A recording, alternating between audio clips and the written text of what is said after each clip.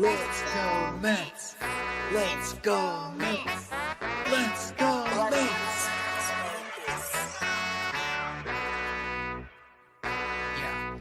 Yeah. You gotta believe and invest with your heart. Orange and blue till Mets do us part. Spring training, oh yes, it's the start. City Field gritty till Mets do us part. Hit home runs and knock it out the park. Big Apple till Mets do us part. You gotta believe and invest with your heart. Listen to the show till Mets do us part. John from Brooklyn, KB reps NJ. With the other team, I don't care what your friends say. Mets fans, we focus like a sensei. Listen to the podcast Monday, Wednesday. Made a couple bad plays, but we still won. Character, yup, we're gonna build some. Are you gonna check the pod? It's real fun. Just like Mookie, I will, son. So invest with your heart. Orange and blue till Mets do us part. Spring training, oh yes, it's the start. City Field gritty till Mets do us part. Hit home runs and knock it out the park. Big Apple till Mets do us part. You gotta believe and invest with your heart. Listen to the show. Available now on all streaming platforms. If you love the New York Mets, check out Till Mets Do Us Part. Enough rapping. Let's get to yapping.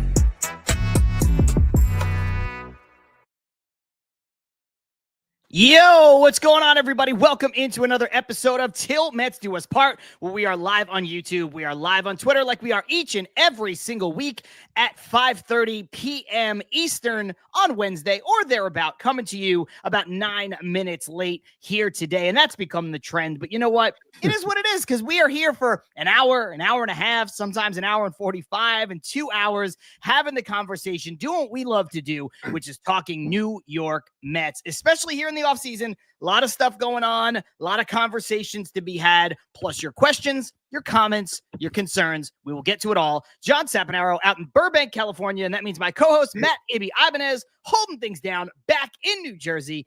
Ibby, great show last week. I was not able to join you, even though we were as close geographically as we have been in a while. Just had a lot of stuff going on, but you're able to have Keith Blacknick on, Media Goon, preview the QBC. We'll do a little bit more of that here today. But before we get into Soto, the QBC, Frankie Montas, and Petie Alonso, and the starting pitching market, and all of this stuff, how you feeling? I'm feeling pretty good, John. Thank you for asking. Yes, we missed you last week, but hey, shout out to the Media Goon. He gave us some legit numbers. I mean, we ended up posting the most likes that we've ever had on a video before for a live with the Media Goon as the guest. So shout out to you, Keith, for bringing in the people. And I think we ended up getting over about 800 people last week as well. The numbers have been fantastic, and we figured that they would be during this Soto craze, if you will. And I do want to bring up a quick comment that was said at the start of the show. I think it was by, who was it? It was Mr. Nobody, saying how, welcome back to another week until nothing has happened, folks. So basically saying how we are in this constant, and I brought it up as a Seinfeld episode, if you will, because nothing ever happens. It's always the same thing over and over. And that's kind of the way that it's been. And shout out to my Seinfeld fans. I said I was going to show you something during the opening. If you are aware of what this is, you are a true Seinfeld fan. I just wanted to show this off real quick with my little Tweety Pez dispenser for the Seinfeld fans. But either way, we are still waiting. It's been a big fever pitch on Twitter. It's been insane. We're going to talk all about it. It's been stupid. Let's be honest. It's been dumb. It's been Twitter. Stupidity. It's been dumb. It's been nauseating. It's been headache inducing. It's been so many things. But the balls on some people, it's insane. But we'll talk about all of it because there's still plenty to go over, even though not much has gone on. Though we did make a signing. And of course, we bitched about that as well. We'll cover it all. Other than that, I'm doing well. Wednesday, red lights on. 380 people are here already. I expect the number to keep on climbing. Let's have some fun, John. Yeah, and the one thing I didn't mention, of course, we'll do any breaking news as it comes through. Ibby and I trying to stay on Twitter, trying to stay on social media. We also have a lot of people in the comments that keep us honest because sometimes they watch on Twitter and they'll get the feed as they're watching the show. So if anything comes down that's serious, I don't really care. John Heyman already said his piece today. Everybody is pontificating on what they think, and that's really all it is. It's certain people thinking certain things, certain people being fed information by good sources, bad sources. Unless there's some kind of breaking news in the Juan Soto thing, we'll dissect the stuff that has happened over the last week, over the last few hours, over the last few days. But shout out to everybody in the chat. You already mentioned Mr. Nobody. We got Charlie in the house saying he's having some Wi-Fi issues, so it's looking a little bit like Ibby's house. Hey, but hopefully He will be able to rock with us. We got Stanley Babbage in here. Who else? We got Brad. We got Ariel Lopez. We have Armand. Shout out to Armand. Douglas Barnes. What up? We got Buzz Bass. Corey back with us. So many folks. Jeff Cohen. The list goes on and on. I'm trying to not miss anybody. We have Ernie De Leon, who I think might be a new commenter or new-ish. I don't think, newish. I haven't seen Ernie. Hello from Stuart, Florida. I don't know where Stuart, Florida is. So, Ernie, if you're here with us, let us know where that's at. What's a close geographical spot that we might know?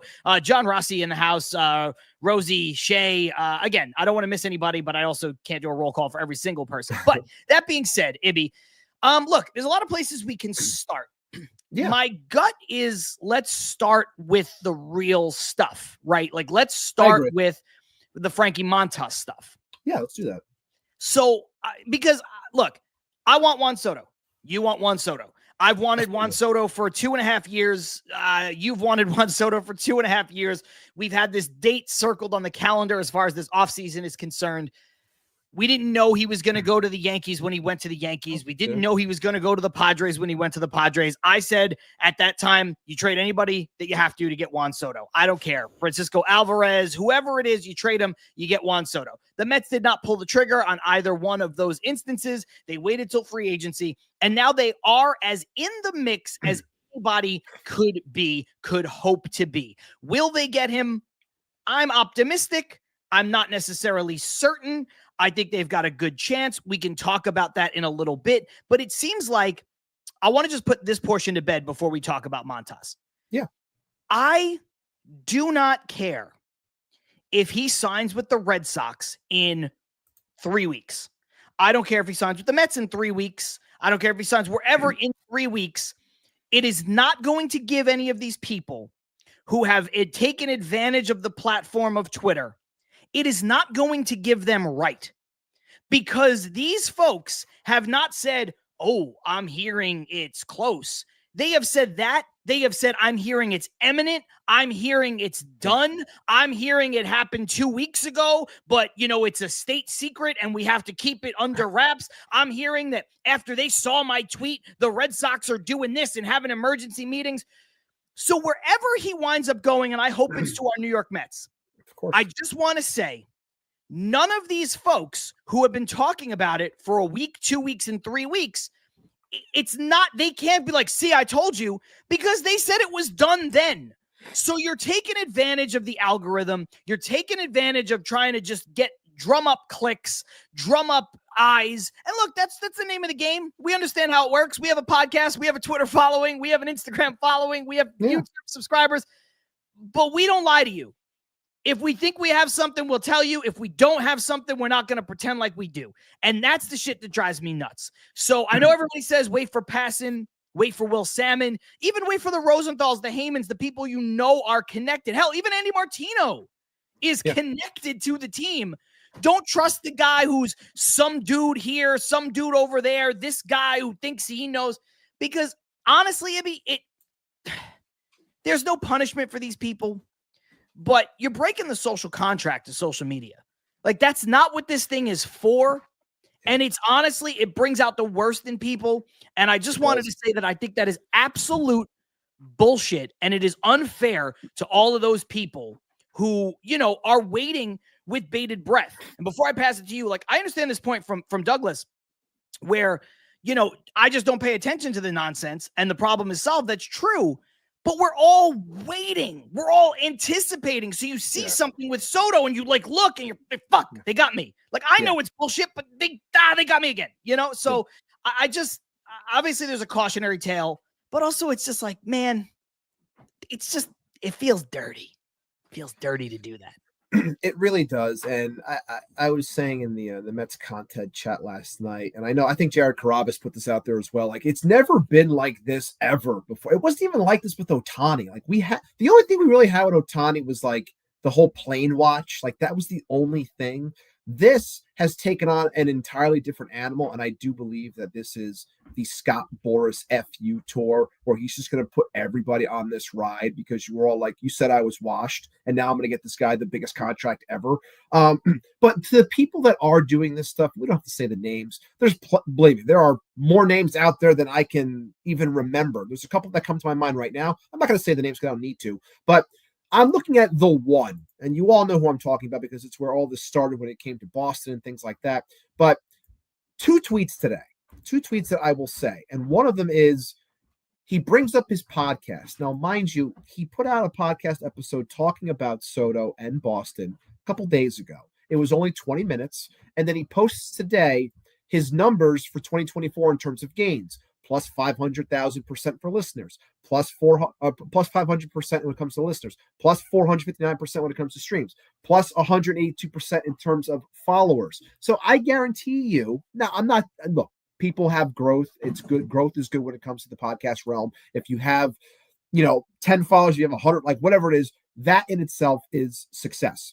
But I would be willing to bet that those numbers are so high because so many people, myself included, I wanted to listen to it. I listened to it for that 20 minutes, wanted to hear what needed to be said by this person. Because look, does this happen sometimes where some random Joe says something? Look, hell, I remember, what was it? Last year? Verlander? Was Verlander last year? Whatever it was.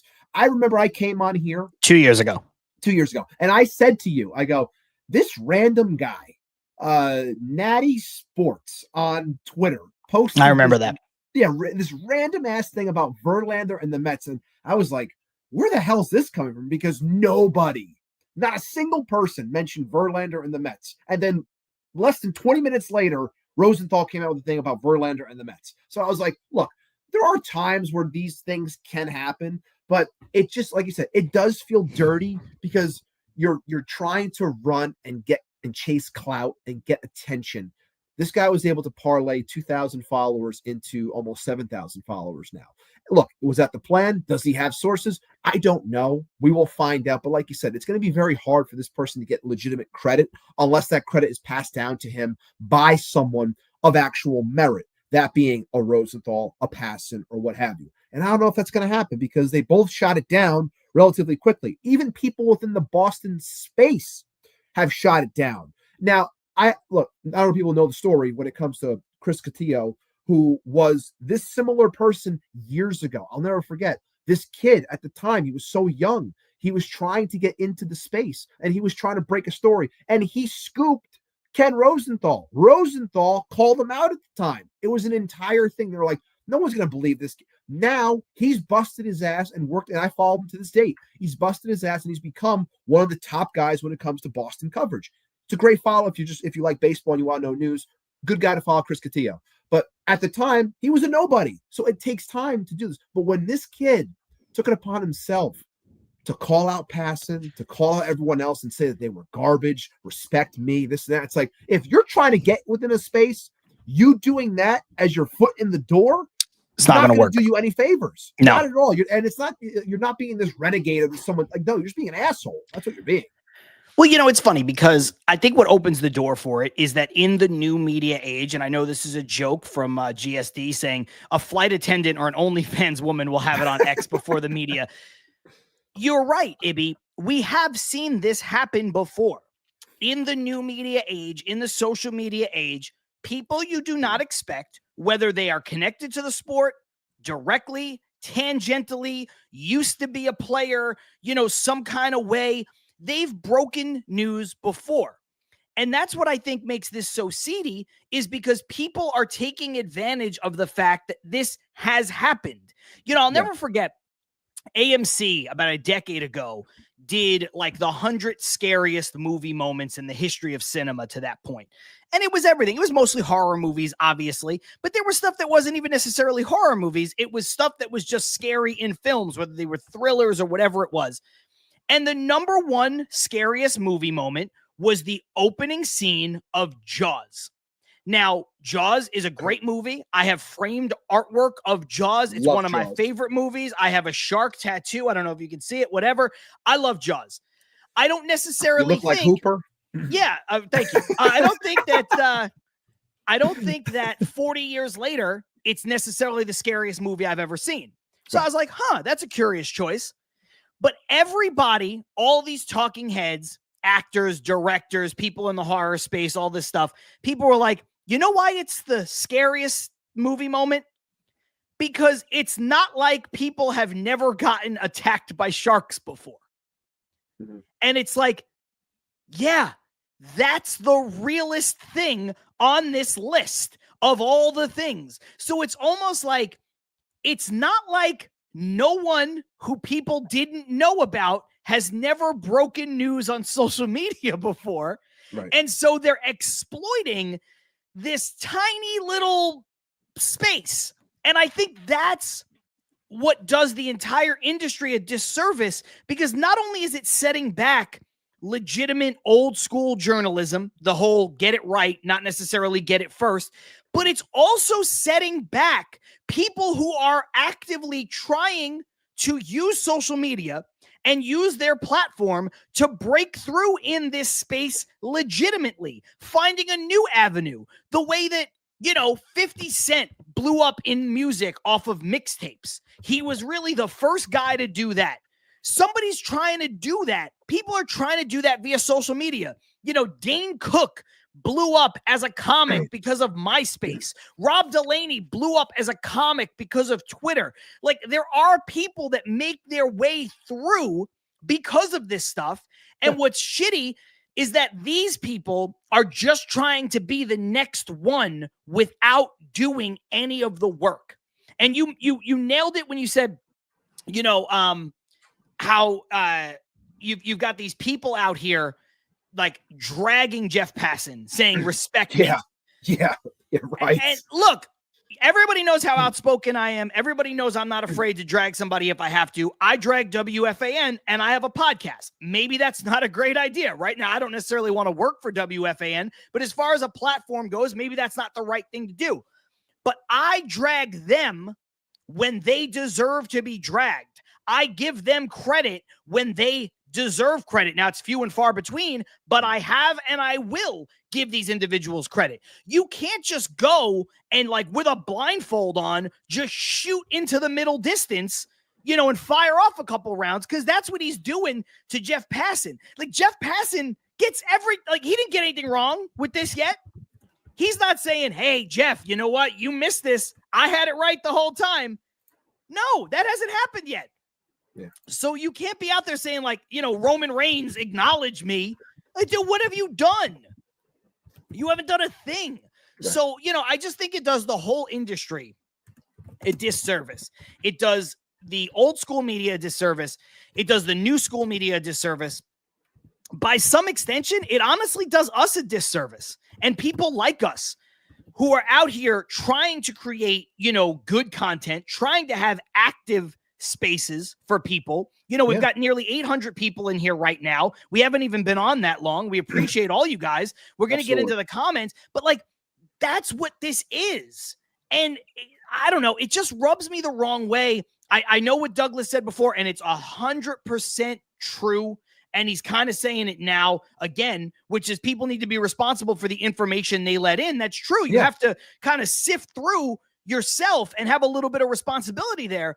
But again, it's easy to get taken. It's easy to get dragged. Last night, we're out, go ahead. No, I'll get off my soapbox. No, it's okay. But I was just gonna say, like, last night, I tweeted after that guy, whoever he was, the one that was at the Snell presser, when he posted that, it's rumblings and things are imminent, like Soto to the Mets. That's what's gonna happen. That's the vibe here, or whatever. And I posted the GIF of The Rock saying, "Who in the blue hell are you?" Because again, everyone's coming. David Pingalore, I'll say it. I don't care. I don't know who you are, David Pingalore, because you're not a name within the baseball space. He works for KTLA. I live in LA. I've never heard of him. Okay, so he goes out and then people jump into the. And I don't mind people jumping into my mentions or whatever, but saying how it's like, oh, this is an actual reporter. He works for KT, like whatever it is, out in LA. He's somebody. He has broken stories before, so it's like, okay, that's understandable. And then like, oh, he's followed by Boris Corp, so this could be a connection. And I'm like, well, this could also just be Scott Boris feeding information because he wants more money to get pumped out by somebody else. Like, you don't know. So again, when you're in whatever space that you are trying to get information from, we want our baseball information. We always say it. Stick with the local guy for your team. Stick with the number one national guy that you trust the most. And I think for universally everyone, it is Jeff Passan. That is the guy. We are anticipating the Passan bomb. We are bored. Everyone is anxious. Everyone is just waiting for one tweet to drop. And we keep on getting taken because we want to have something to read. And you're like, oh, I want to get lost in something. I want to daydream about, like, whatever it may be. We all do it. It's okay. But don't run with this shit. Let it happen. So when people ask me, or they're curious, oh, how are your thoughts on Soto? Like, what do you think? All this smoke. What's going to happen? Is it Boston? Is he going back to the Yanks? How do you feel as a Met fan? And it's like, me as a fan, as a Met fan, nothing has changed for me because nothing has been said at all by anybody. So why should my mood change because of rumor and conjecture from everybody else that is just like me? No one there also of substance has said anything yet.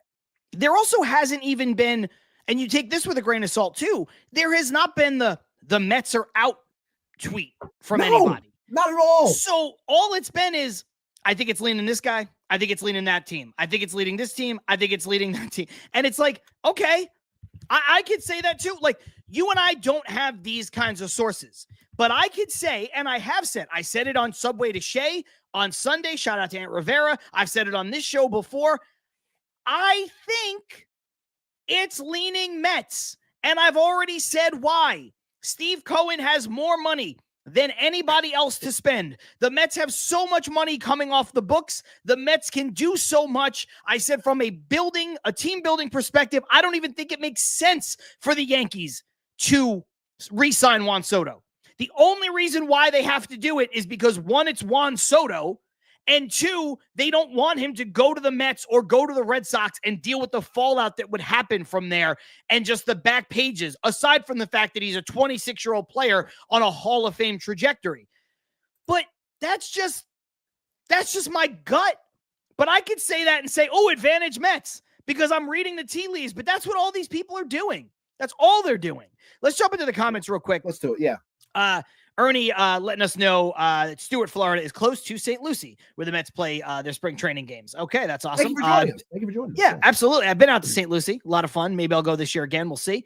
Armand, today on Foul Territory, AJ Brzezinski said people will be shocked with what Soto signs for. I disagree that they're going to be shocked, Ibby, because the one report that I believe is true is that the offers have crossed over the $600 million mark. And that there are still 5 teams that are very much in it. And if that's the case, this thing is going to push 650, 700. It's going to get to that number. So I don't know if people are going to be shocked, because I thought that's where it was going to be the whole time. Now, if it's if it's 800, I will be shocked. But I think anything between 6 and 7 will not shock me. I don't know about you.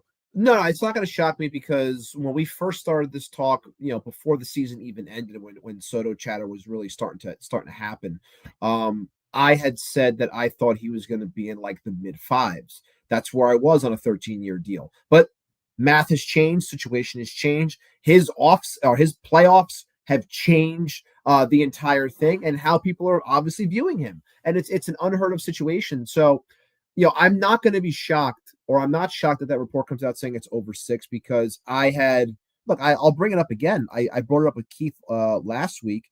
This was my part of my off-season plan. This is where I had, or I still have it. I'm locking in on my Soto assumption. Like, I had it at 14 years at 672. That's 48 a year. And look, there are ways that you can change that overall math in terms of signing bonuses, like the Dodgers are taking advantage of, and you can end up giving Juan Soto $90 million this first year. $100 million. You can do it however you want, because you have the space to do it. And then you can finagle how that contract looks moving forward. Like, there are plenty of ways that the Mets could have an advantage here, but we'll see. But I'm not shocked that it's in the 6s. I feel as though the Mets are the team that have already been well into the 6s, and everyone else is trying to creep forward to try to make it closer. But based off of what Heyman said today, who's getting all of his information from Scott, we know that already. He's a puppet. We know the whole deal. But him saying that Steve Cohen Doesn't care. He's going to write whatever check he has to write to get this player. So basically, that is verbally saying blank check. As we've all said, for many players in the past, but this is the player you say it for legitimately, blank check. What do I have to give you? Because no matter what anyone else offers you, I'm topping it, man. And I'll go as high as I have to go to make you happy. And he should. He should. He is a 66-year-old, 20-time billionaire with more money than he or his family can ever spend in their lifetimes. He bought the Mets because he's a Mets fan. It's a passion project. He is now effectively retired from .72.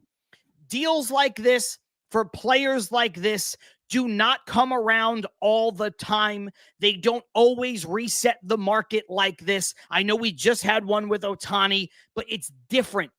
This guy is 26 years old. Ibby, he has basically lived up to a Hall of Fame hype since the moment he got to the major leagues at 19 years old.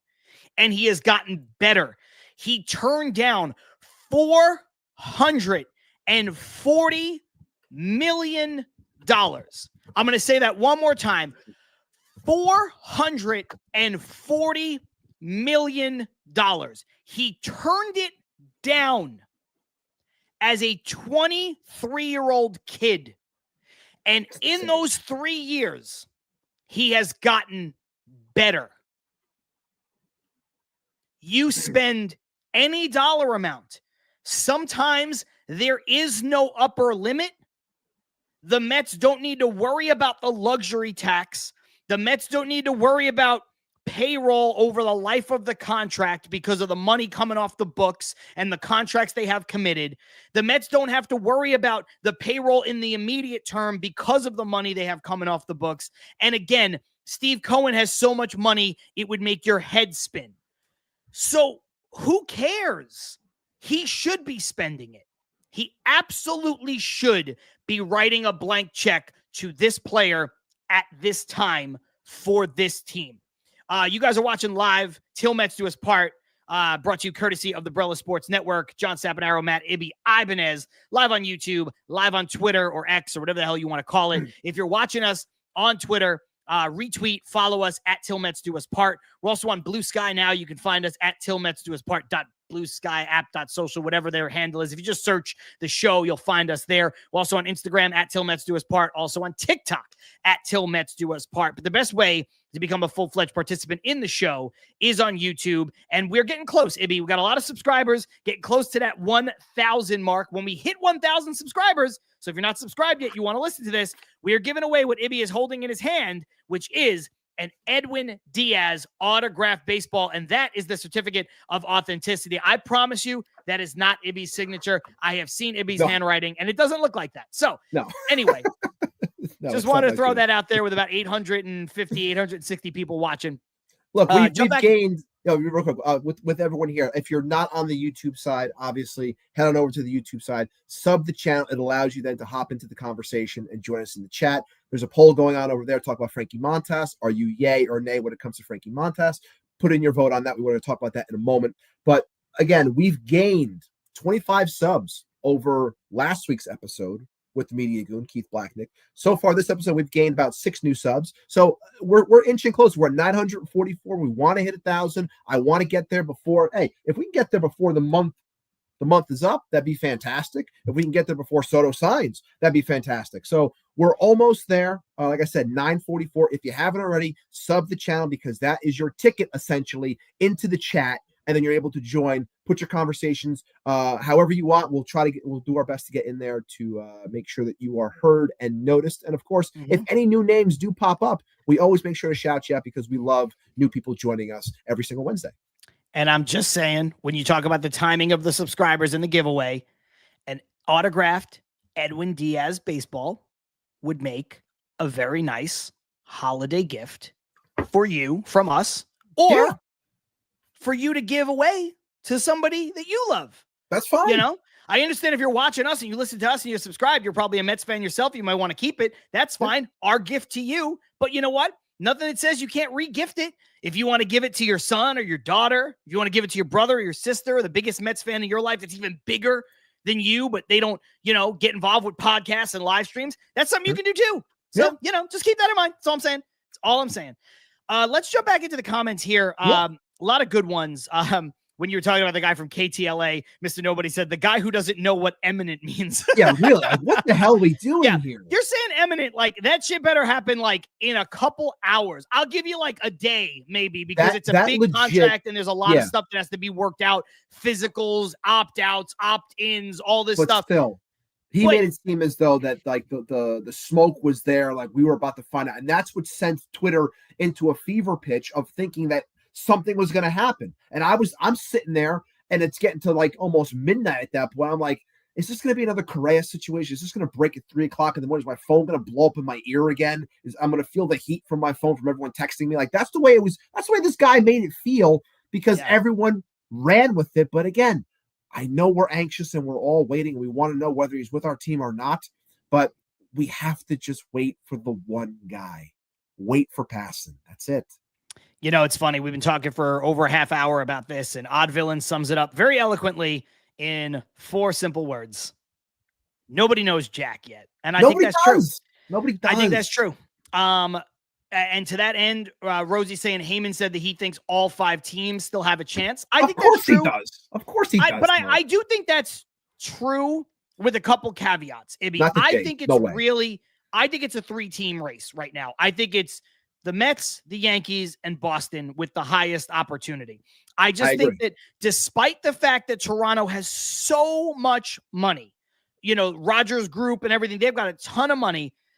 They just have a lot of uncertainty, man. Like, people are like, oh, well, technically Petie Alonso is not on this team right now. And how are they going to protect Juan Soto? I've already said, like, the Mets can sign Juan Soto plus a couple guys. So to me, that doesn't really matter. You're looking at Toronto. They're saddled with a contract with George Springer. They got 2 major free agents to be in Bo Bichette and Vlad Guerrero Jr. And so you're going to tell Juan Soto, hey, come to this team.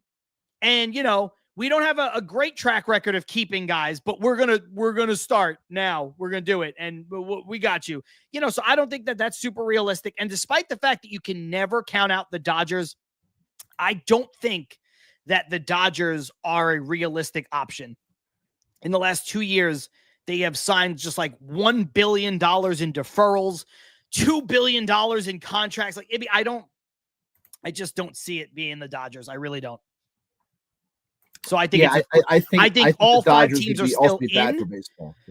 Yeah, I think all 5 teams are in, but I think it's Yankees, Mets, Red Sox. I think that's exactly the way I feel. And who brought it up? I want to bring up the comment.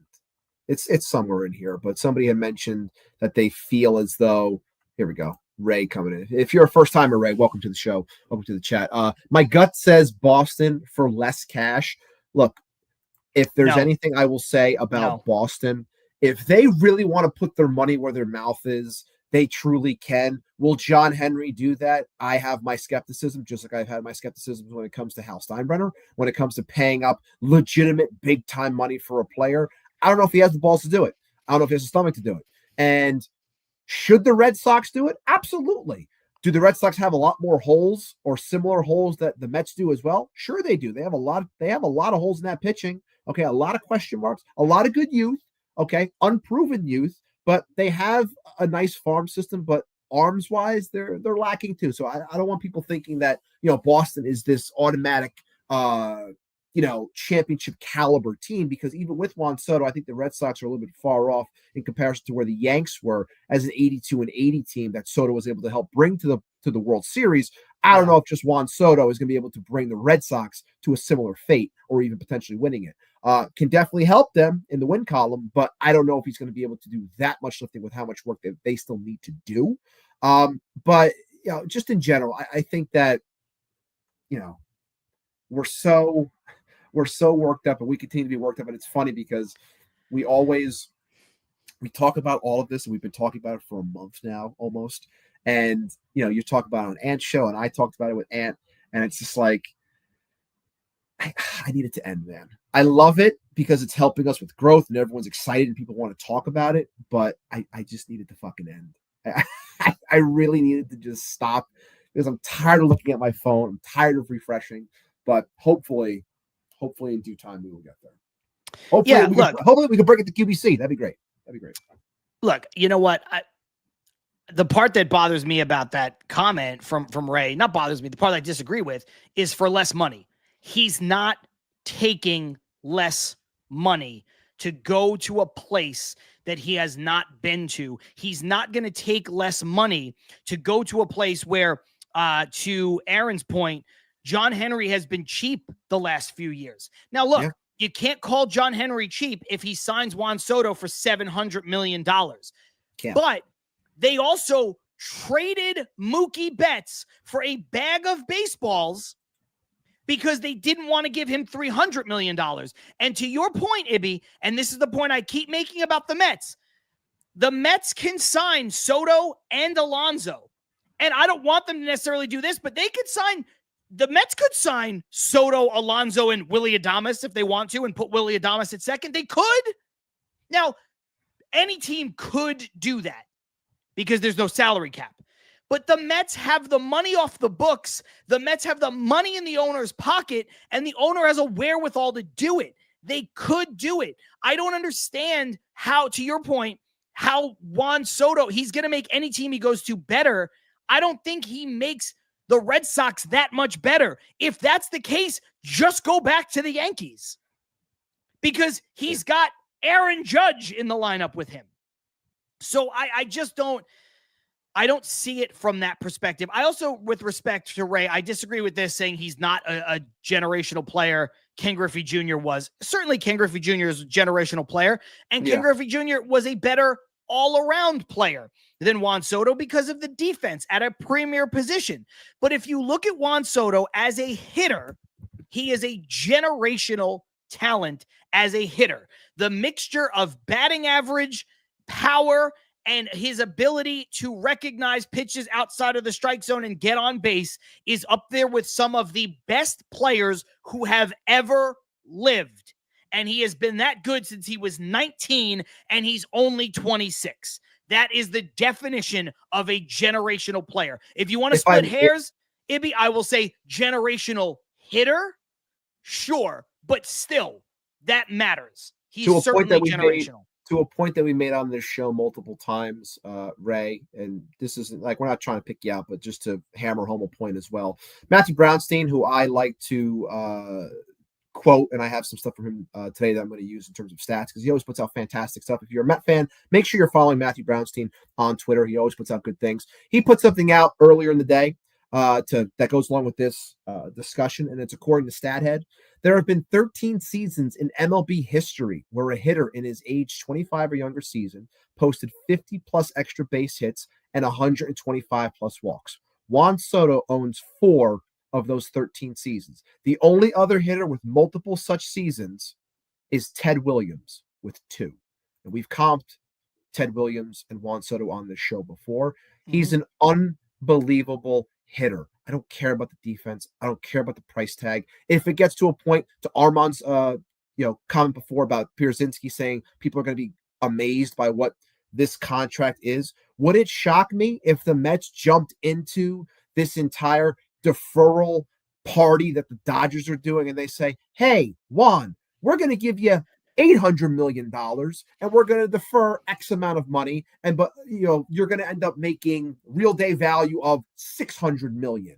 Okay. Which topples Ohtani. They could do that. People will bitch. People will complain, not Mets fans, but people will bitch regardless and say, this is terrible for baseball, blah, blah, blah, blah, blah, blah, blah. But it could happen. It definitely could. And I wouldn't give a shit. Sign the guy. He's that good. Look, there's a couple other comments coming in from Ray. I don't want to turn this into the attack hour. I appreciate the comments. I appreciate the viewership. Right. You love it. Yeah. So I'm gonna move on from those for now, just because I don't want to get into this kind of back and forth. There's a lot of other stuff to talk about. J Raider Nation saying breaking Soto on a plane to Toronto. Yep, that was the famous Ohtani's on a plane to Toronto. Yep, you can go to the airport. That's the tricky part about airports, Ibby. They go everywhere. So, see them on an airport. You better see them on that fucking plane. That plane better be in the air because, you could walk past the sign that says Toronto. It doesn't mean you're going to Toronto. Yeah. There's a lot of other places we could go with this conversation, but I want to try to narrow it down on the Soto stuff first. Mario saying, hey fellas, what up to you as well? My gut says Soto signs with the Mets. That's kind of where I feel. Travis Dowdy saying it's a one-team race with two other teams being used to try to get the Mets to outbid themselves. Ibby, this is a little bit of a different situation than what we've heard in the past. A lot of people saying that the Mets, among others, are being used to get the most dollar value out of the Yankees, which is where he wants to go. This is a different tact where maybe, and look, Soto has alluded to liking the Mets, liking Lindor, wanting to play in Queens, wanting to play in New York, which obviously he did that, check that box with the Yankees, and he could stay and do that again, continue to do that. But is it possible that he does want to go to the Mets, in your opinion, but he is just trying to get the most money? Like, this is something that's not been talked about a lot, I think, because the Yankees are the other team and the Mets have been used before, whether with Cohen or not. Do you think there's a possibility that his true desire is to go to the Mets and the other teams are being used so that he can get the best deal out of them instead? Interesting thought process. I think it is an interesting thought process because you're talking about the guy who has the deepest pockets. Like, outside of the Dodgers and their entire group, you're talking about the guy that's trying to make a difference here in Steve Cohen. So, yeah, it's definitely possible that Scott Boras is cooking all of this up. So Steve Cohen bets against himself, bids against himself to drive up the price even more, in comparison to the others. And I agree with people where you're like, there has to be a legitimate gap between certain teams because of potential opportunities or what have you. I get that. Would it shock me if the only difference between the Mets and the Yankees was like $30 million? And if you went back to the Yankees, like, would that shock me? No, because it's not enough. But I don't think that in my opinion, this is not fact, this is just opinion. And what I believe Steve Cohen is doing, and that's putting the top dollar on the table and daring people to even try to come close, because if they do, he's just going to go even higher. And I know people are saying, when you bid on eBay, you don't bid it up again before you actually have to. It's like, well, sometimes I do, mainly because I want to make sure I get it. So there are times where it matters and it should be, it's not a problem, because I think when we're talking about this much fucking money, I don't think it really matters. I don't think that, like, my guess was, what was it, 672? Is there really a difference between 672 and 710 or 715? No. If it got to that point, no. We're talking about a ridiculous amount of money over X amount of years. I don't care. I want the player not only for what he provides, but what it shows for the franchise moving forward. That's what I want. You are not only getting a great player, you are showing people that you can land the big fish. You have the money to do it, and you're creating a destination for players. That has been the hardest thing for this franchise forever, living in the same town as the Yankees. You need this player, and I'm saying need for a reason. You need this player to change the narrative. Go out there. I don't care what the price is, and he shouldn't either, because like you said, you take this on as a pet project, as a love project that you want to take care of and nurture. You leave your other job. You made your money. You want to invest in a team that you grew up loving. You want to win a championship. You go out there and you get the players that make sense when it comes to the money that you're spending. 26-year-old generational bat, go get it. I don't care about the price. And I've said this before on the show, but I will reiterate it for any new viewers, new listeners tomorrow when this drops as an audio podcast. And it's going to come into play in the second half when we talk about the pitching market. This is something that I've said a lot over the last several weeks and the last several months. Ibby, as a baseball fan, I do not care how much money an owner pays for any player. I want the best players on my team so that my team can be as good as it can possibly be, as often as it can possibly be, for as long as it can possibly be. I don't care because I am not paying that contract. Whatever dollar amount he signs for, 680, 640, 600, 625, 750, $1 billion, I'm not paying it. And neither are you, the fan. You are not paying the player's salary. You're not paying the player's salary when you buy jerseys, when you buy tickets, when you buy sodas, when you buy whatever. You're not paying it. The owner is paying that money. Now, yes, you are paying money to a baseball team, and the owner makes that money, and the owner has overhead, and part of that is salary, but you're not paying for that player's salary. It is not a public school teacher. You're not paying with your taxes for Juan Soto. Steve Cohen is paying Juan Soto. The price of tickets in sports, in the world that we live in today, is determined by a few factors. It's supply and demand, it's market, and it's success. That's what it comes down to. Because otherwise, why would teams that are bad in good markets have their ticket prices go up? The Knicks were bad for 30 years, but Madison Square Garden was sold out every fucking night. So it didn't matter. The Jets have been bad for 15 years, but their ticket prices are going up because people want to go to football games. Now, I don't. I wouldn't pay that for this product. I'm a Jets fan too. It's sickening. But it's market, it's supply and demand, which is a function of market, and it's how good a team is, which is a function of the supply and demand. It's not, oh, this team has a big payroll. That's not how it works. Yeah. It's not how it works. So you're not paying for it. As a fan, you should just want the team to get as many good players as they can through whatever avenues they can. Trades, signings, drafting, developing, prospects, whatever. From a person who has a baseball podcast, who understands how baseball works, I understand that there is more than one way to skin a cat when it comes to team building. I understand that no owner, no matter how rich they are, is going to go out and spend every year, and there's going to be $30 million players all over the roster and all 9 positions, all 5 spots in a starting rotation. That's not going to happen. I understand that. But this is the guy that you throw caution to the wind for. This is the guy that you blow past the stop sign for because he is that good on the field.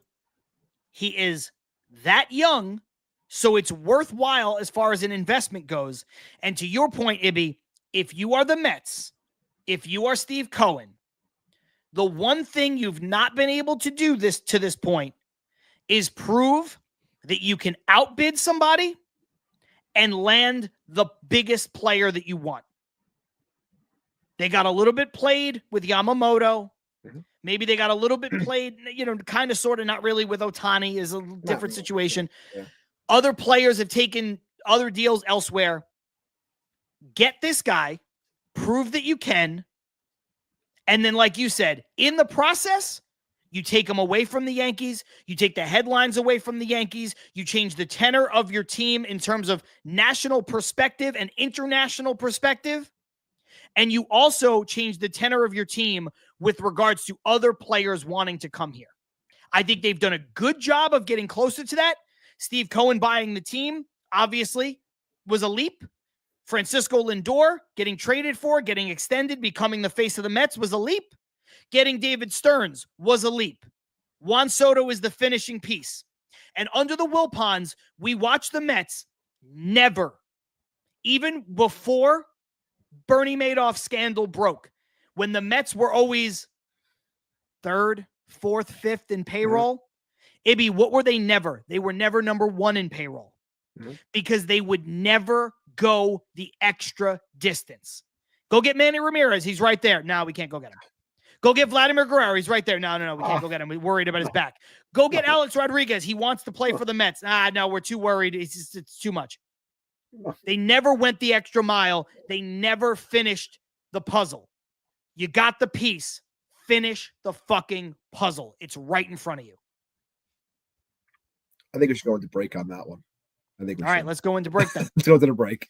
If you are watching this show for the first time, you're like, what is this break nonsense? I don't want to sit through a break. You don't have to worry. It is just a quick 30-second ad spot that we use to reset the conversation. We got to put some ads into the audio version of this show as well. So do not go anywhere. John Saponaro, Matt Ibanez, Til Mets Do Us Part, live on YouTube, live on Twitter, all courtesy of the Brella Sports Network. We'll be right back.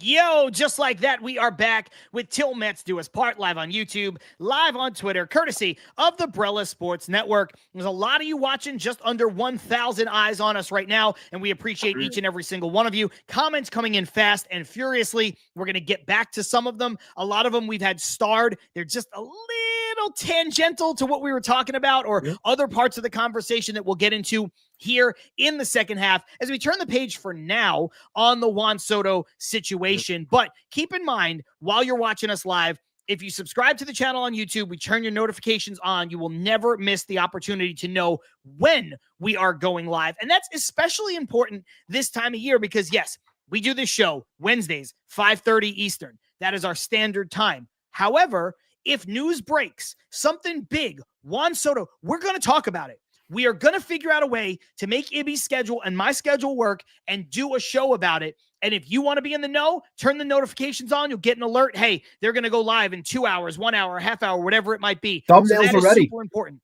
They're ready. Yeah. I got them ready. Every team, I'm ready to go to talk about it. It's ready, man. So once it happens, I'll make a room real quick and we're going to hop on here. No matter what, I'm going to do my best to make it happen. Hopefully it's, during a decent hour and a decent time. But maybe we can break it on stage on Saturday. We'll see. Who knows? I want it to happen soon. Just please happen soon. I do want it to happen soon because I would like to talk about the ramifications of it. I'm not one of those people that's like, get it over with. I don't care what happens. I want him to be on the Mets. Wardy, shout out to Wardy, put out a good 2-minute, 3-minute video about listen, you're saying you don't care where he goes. You want him to go to your team. Don't let this sour you. And I know Keith, shout out to Keith Shea and Sons. He feels a little differently. I disagree with him on that he's just listen, I just want this over and I don't care about the outcome anymore. I care about the outcome. I want him to be on the Mets. But either way, Ibby, I do want to talk about stuff that is more tangible. All of this stuff, 48 minutes, has been theoretical conversation on Juan Soto. I'd like to talk about what happens from a team building perspective with or without him. To me, that's the next genesis of this offseason. But having said all of that, if you are subscribed to the channel, you know where to find us. You can go back and watch anything you missed, whether you came late or you had to leave early or a combination of both. And if you can't do any of that, you can't watch it, you can take us with you in your pocket. You can download it wherever it is you get your podcast, Apple, Spotify, Google, Amazon, all of those places and more. It's usually up by the following morning. Sometimes it's even sooner than that. So subscribe to Til Mets Do Us Part also in your favorite, on your favorite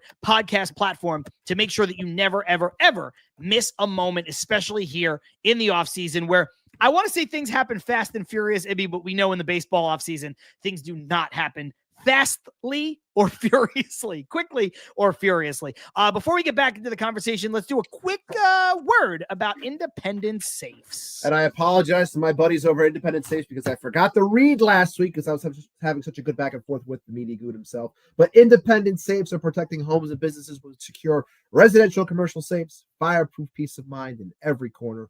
Visit independentsafes.com today for security that stands strong. And we always want to put somebody in the safe. I want to put every single one of these Twitter journalists in a safe, toss them in the river, throw away the key because I'm tired of it. I don't need it. I want my news coming from the ones that matter. I don't want rumor.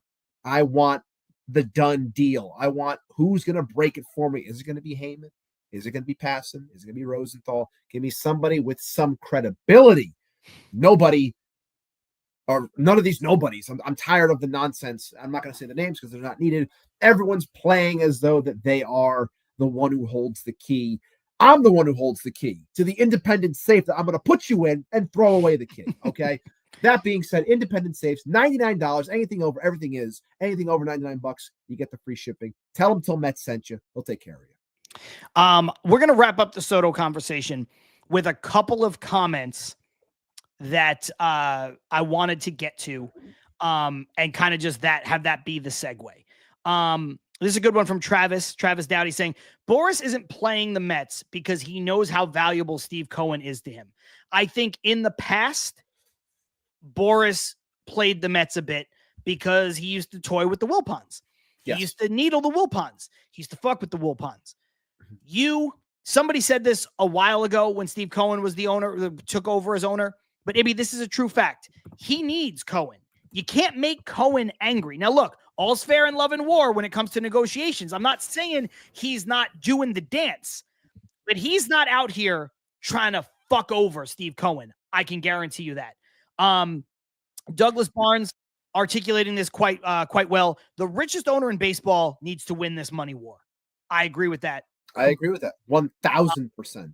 I think that is spot on. We got Frankie saying the reporters with credibility are Jeff Passan and Ken Rosenthal. When they come down with whatever news regarding Soto, believe them. This is a good question from Aaron Manning based on that last comment. Who do you guys think breaks the Soto news? Heyman, Passan, Curry, even though I dislike the Yankees reporters, like Curry because he's mostly accurate. So who do you think it is ultimately that has it? I know everybody looks for the Passan confirmation. Sometimes he's first. Sometimes he's just the most reliable because he's the least clickbaity. Mm-hmm. But do you think someone else puts out the agreement first tweet? Or do you think it's just Passan? Well, like I said, I love Passan because like it's the confirmation, because it's the truth, and that's the tweet that you wait for. But in terms of first, I'm going to go based off of who it is, and that is a Boris client. So I think it's going to probably be John Heyman. That's my guess. I agree. And I'm blocked by John Heyman, but that's another story for another day. The rules on Twitter now, like I can still see his stuff now, but I am blocked by John Heyman for a multitude of reasons, but nothing too crazy. He's just a little bit soft in certain areas. But that being said, I think it's him because he's the one that is going to get it first from Boris. I truly believe that. I call it a thank you or a pat on the back for doing Scott's bidding during this entire time. Basically handing him sheets to say this, do this, do that, and he's doing it. And so what do you get in return? You're the guy who gets to break the story. So that's what I kind of think it's going to be. And then I think others follow. And I wouldn't be shocked if Passan was like the third or fourth guy as the confirmation one. Wouldn't shock me. Yeah, a lot of people in the comments, I'm not going to pull them all up.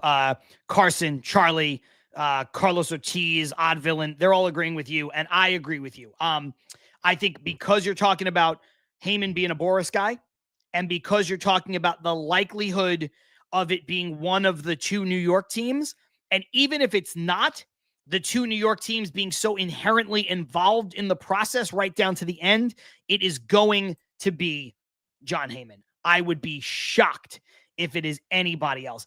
And then this is the last comment I'll bring up with regards to this Soto conversation for now, because I think it's a good one from Carson. This kind of piggybacks off what Douglas said a couple minutes ago. Being honest, if Cohen doesn't come out on top dollar, my opinion of Cohen will definitely sour. It's the pillar this team needs for sustainable success. No number is too high. Legacy is on the line here. Look, Carson's a great host, great content creator, friend of the show. We've been on his show. Mm-hmm. So I say all of that to preface the fact that also Carson, very funny, speaks in a lot of hyperbole, a lot of dramatization in his speech, but I don't think there's any in this. I don't think there's any exaggeration, Ibby. No, and I don't either. Don't think that he's necessarily wrong. It's not going to make me hate Cohen. It's not going to make me be like, oh, he's just like the Wilpons. He's not. But this is why Cohen needs to get this done. This is legacy building. This is or legacy defining. I mentioned this. I don't know if I mentioned this 2 weeks ago or I mentioned this with Keith last week, where I said, if you don't land this player, it makes me, and I said it, I think I said it in whether it was in the poll or I said it to the people that were here early on in the show. I said, what is the point then of Steve Cohen? Now, look, no, maybe it's a little bit too harsh to the point where he has done a lot of good for this team in general. In comparison to the Wilpons, he has done good. You wouldn't have Francisco Lindor if it wasn't for Steve Cohen. That would never happen. Okay, so there's that, but this is the guy. This is a 26-year-old. This is the point where it's just like, this is the billions gift of what's the point of fuck you money if you never say fuck you. Like, that's what this is. Yeah. And this is the moment where you're supposed to put it all on the table and you say, that's my offer. This is it. You're not going to say no to me. Yeah. I think it has to be. I think to sum up what you just said, I said how in Carson's comment that's down below us, there's not a lot of hyperbole and there's not a lot of exaggeration.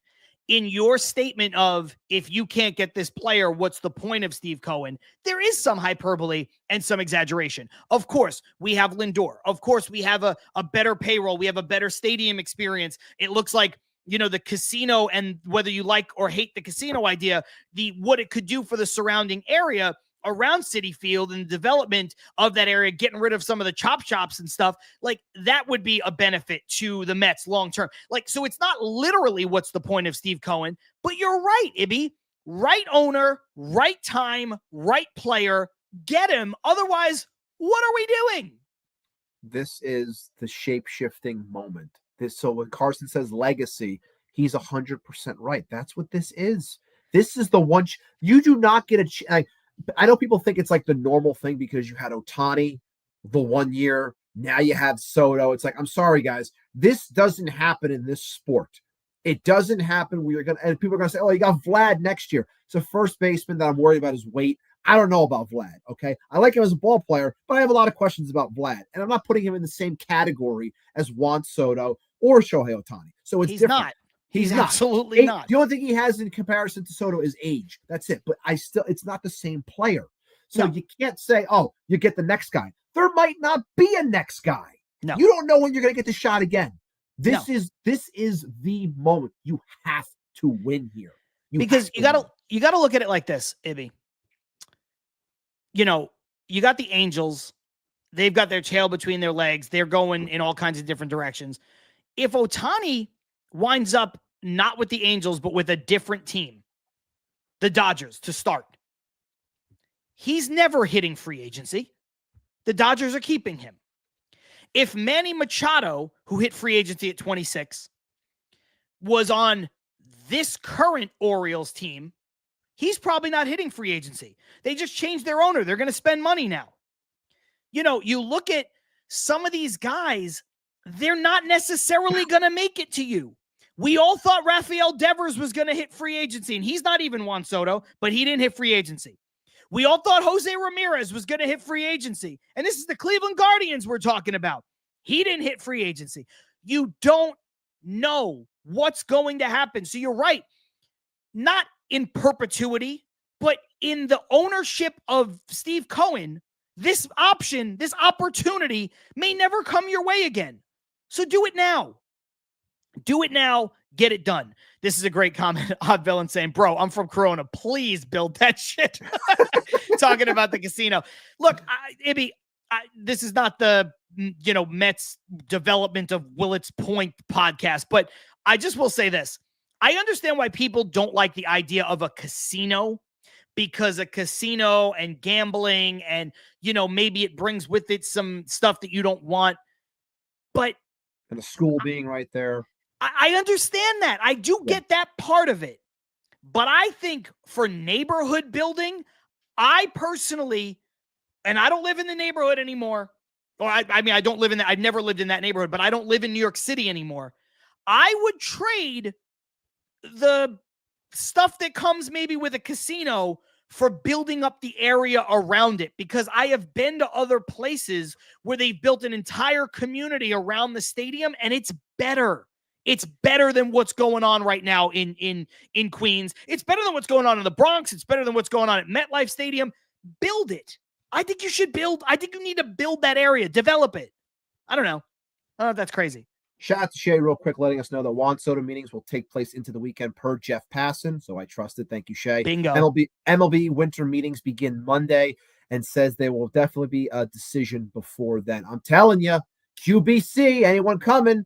Saturday, 4 o'clock, 4:15, when Til Mets Do Us Part is on that stage. We're going to break that news, baby. It's going to happen. Let's go. That might be crazy. Let's manifest. Let's manifest.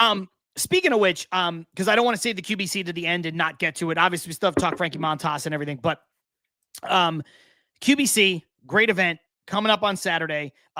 Poster is behind me right there. There you go. You see it. I'm hoping to have another one behind my head here. I've saved an open spot here in my office, my podcast studio. I've been a part of the last 3 QBCs. It's been my 4th one. Ibby was a part of one last year. He did the mini QBC, the lunch with Howie Rose. Keith was on the show. Keith's a dear friend. He does a great job. Dan, that entire crew. 4 Point Sheridan is beautiful. It's a great space. There's going to be great guests. It's always a terrific event. And this year, the two of us are very intrinsically intermingled in the entire event, which I'm super proud of. Just for what this show has become. And so, I've been the MC of the event for the last 3 years. I'm going to be the MC for the event again this year. I've interviewed players the last 3 years. I'm going to interview a player again this year with Turk Wendell. Last year, Ibby joined me. We interviewed Cliff Floyd. This year, Ibby is going to be on the State of the Mets panel, which is always great, always a lot of fun. Ibby's going to add so much to that. And for the first time ever, me and Ibby are doing this show live in front of a real audience of people at the Queens Baseball Convention. And it's just going to be this exact show. I mean, we're going to do everything. We're going to take questions. We're going to take comments. We're like, interact with the crowd. Yeah. We're going to interact with the crowd. So if you're there, this is the moment. Like, this is what it's going to be. So, it's going to be a blast, man. Before we get back into the Mets offseason stuff, like I'm amped to do our show. I want to see how much we can translate the live comments to the live show with an audience. That's what I'm looking forward to. I'm also curious on how we're going to do when it comes to time constraints, because we're working within a 45-minute window and we got to make sure we start on time as well. But I'm sure Keith will make sure that we do start on time. But yeah, it's going to be very exciting. I can't wait. I was very happy last year to, I wasn't a part of the QBC at the start of the day. I just went as a fan because I wanted to take it in. I haven't been able to get to the QBC like I wanted to the previous years. And then I get there and John and Keith were like, hey, you want to get on stage with Cliff Floyd? I was like, you fucking serious? I was like, I don't have any questions prepared. Like, you got an hour. Get ready. I'm like, okay. And then obviously going about the day, we had a blast talking with Cliff and meeting everyone there and hanging out with Terry Collins and having a 45-minute conversation with Terry Collins, and time just flew by, which then birthed the idea of him coming on the show. We had a great time with him here as well. But no, I'm very excited and proud, number one, to be a part of a panel, the State of the Mets panel, with a lot of people that I respect, that being, Kelly Franco and Mark Healy. We got Ant Rivera on there. I love working with Ant. Joe DeMeo is going to be on there. So it's going to be a lot of fun. And then, of course, us being together for the 4th time ever. Yeah. 4th time ever live in the same place. We did a show one time in studio that probably nobody heard at the time. We went to a game together. We saw each other at the QBC last year, and now we're seeing each other at the QBC this year. So either way, it's going to be a blast. If you're there or you're in the area, tickets are still available. It's going to be a great time. You want to celebrate the Mets. You want to talk Mets. You want to talk hyperbole and rumor. You want to talk about things that actually happen. Maybe we'll break Juan Soto news. Either way, head on out to the 4 Point Sheridan in Queens, Flushing. It's going to be great. I can't wait. I cannot wait either. Just to address some of the questions, Armand asking if it'll be live streamed. Charlie saying those not at the QBC, will they be able to see that episode of Til Mets Do Us Part? We'll see. We don't know what the live streaming capability of that will be. I know that everything at the QBC is recorded, and so there's a chance that we can put it out shortly thereafter. Right. But I don't know if the live streaming stuff will be available. And honestly, in terms of putting it out slightly after the fact, it's really going to depend what happens. If Juan Soto does sign that day and we talk about it, and that's the first time we talk about it, I think it behooves us to put it out. If Juan Soto still hasn't signed, or if Juan Soto signs tomorrow and we do a show tomorrow, maybe we don't need to put that out, as immediately or at all. But we will let you know for sure. But again, Ibby, if you are subscribed and you got your notifications on, that's how you're going to know, because it'll pop up. We got Game for War. Sapo moved to LA and now he wears weird necklaces. It's called fashion. Look it up. That's all I gotta say. It's called having style. Douglas jumping in saying, yeah, the hat can't hide the necklace. Listen, I like the necklace. And shout out to my friend Michelle, who made it for me. She's got a great business. It's called Beat Script. You can look it up online. It is woman owned. It is African-American woman owned. Support your local businesses. Don't be a dick. Okay. Fair enough. Just had to throw that out there. She did a great job. She did a great job. She makes cool shit. No, I'm just kidding. So, Ibby, we have to talk about poor Frankie Montas. Nobody wants to talk about him. We got to talk about him. It took us an hour and 10 minutes. Yeah, but I'm going to give you the floor. Yeah, Frankie Montas has got me in a mood, and it's not because I don't like Frankie Montas. It's not because I don't like the signing. I have no problem with the signing. My problem is with my fellow Mets fans that took it upon themselves to have a conniption and throw a bitch fit like a toddler once the news broke. And I can say that because I have toddlers, so I know what those fits look like. And that's what everyone did on Twitter, and whether it was on Spaces. And I know, look, there's spaces that I listen to that I respect a lot of the guys, everyone like Macho and Keith and Key and everyone that does all that stuff. I respect them. And I know a lot of it was just, poking fun and having a good time, but other people besides them really took it upon themselves to cry about this and say, oh my God, this is fucking terrible. This is awful. Small market Stearns, he's dumpster diving. He's this, he's that. He's a loser. I'm sorry. If you don't want to completely comp it to Minaya and Severino of last year, because you saw what Frankie was this previous year in terms of his overall numbers, and you're going to say, this guy who pitches to a near 5 ERA gets $36 million, like this is garbage. He gets $17 million a year, gets an opt-out though. Well, I can say to you the same thing. Where it's like, wait a second. Didn't Luis Severino not pitch for the previous 3 or 4 years? He had zero health, and you gave the guy $13 million last year. It's the price of the market. He also pitched to a 6.50 ERA. Right. So you look at all of this, and it's just you have to look at the market in general. Look at what Sean Manaea got last year on a deal that's exactly like this one. He got 2 years at what, $26 million? The market's gone up because pitching, people get hurt constantly. Anyone that can survive on the mound in terms of innings is going to get paid. The average amount of innings by Frankie Montas in his career is 170 innings. Last year, he pitched 150 innings. Do I think Frankie Montas is going to be the savior of this team? No, I don't. Do I think Frankie Montas could have a season that could be similar to that of maybe a Sean Manaea or Luis Severino? I don't know. It's possible. I have to give David Stearns the benefit of the doubt because it happened once on his watch. Maybe he can do it again. The whole thing is we trust this guy. I know people laughed. Oh, you trust Stearns, trust Stearns. You can't just keep on saying trust Stearns. Well, I'm sorry. In this instance, I have to because it worked the first time. Is it going to work again? We're going to find out. But another thing that I found out about David Stearns over the last year since he's been here is that when things don't work, he cuts the cord.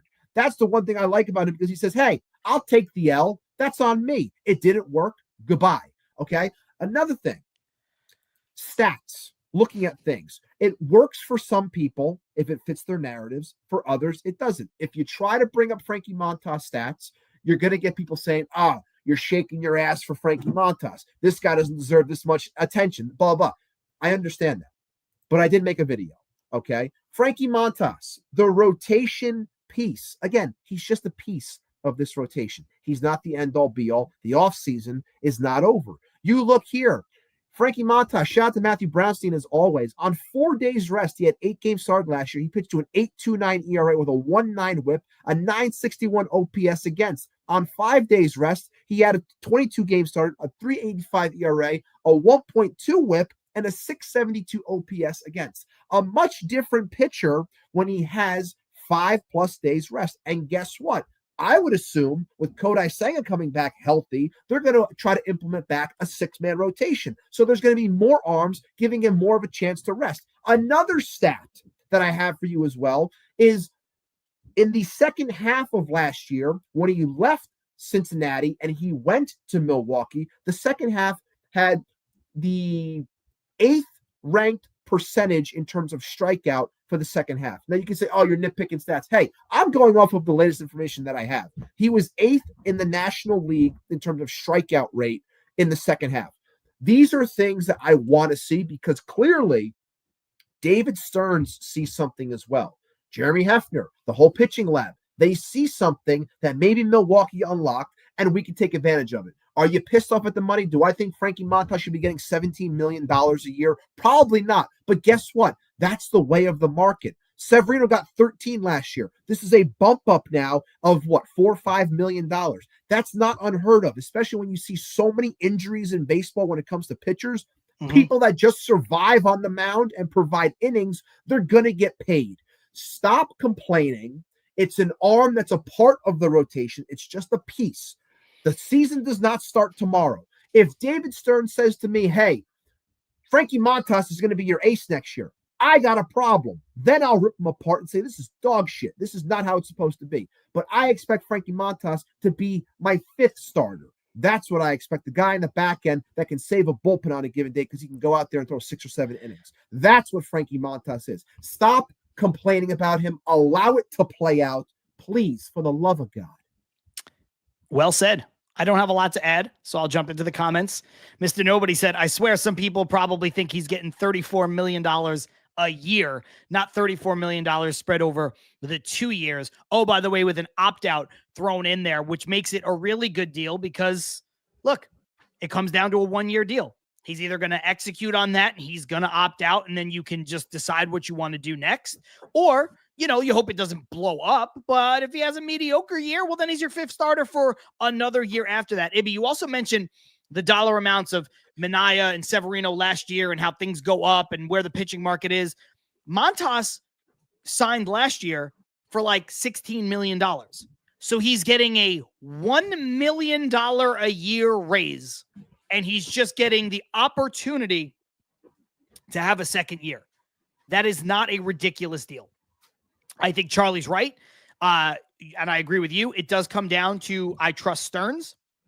I think that's super important. And I think this is a great notion from Carson.